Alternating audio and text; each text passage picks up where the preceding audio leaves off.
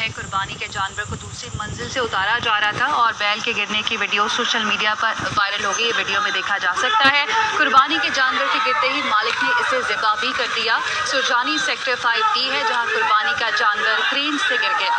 نہایت افسوسناک یہ منظر ہے اور یہ روایت ہے کراچی کے اکثر گھروں میں کہ گھر کی چھتوں پر دو تین منزلہ چھتوں پر ان بیلوں کو پالا جاتا ہے. پورے سال ان کی خدمت کی جاتی ہے اور اس کے بعد جب تیار ہو جاتے ہیں تو کرین کی مدد سے ان کو اتارا جاتا ہے. اور ایسے وقت میں نہ صرف یہ کہ ٹی وی چینلز پر یہ مناظر نشر کیے جاتے ہیں بلکہ لوگ بھی بڑی تعداد میں وہاں پر جمع ہوتے ہیں. اور ایسے میں یہ دلخراش واقعہ پیش آنا افسوسناک ہے. نذیر شاہ ہمارے ساتھ موجود ہیں, ان سے بات کرتے ہیں. نذیر شاہ بتائیے گا اس بارے میں.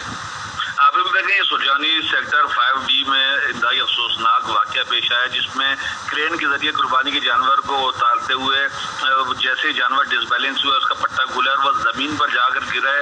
اس کی ہڈیاں ٹوٹ گئی جس کے فوراً بعد اس کے مالک نے اس کو ذبح کر دیا ہے.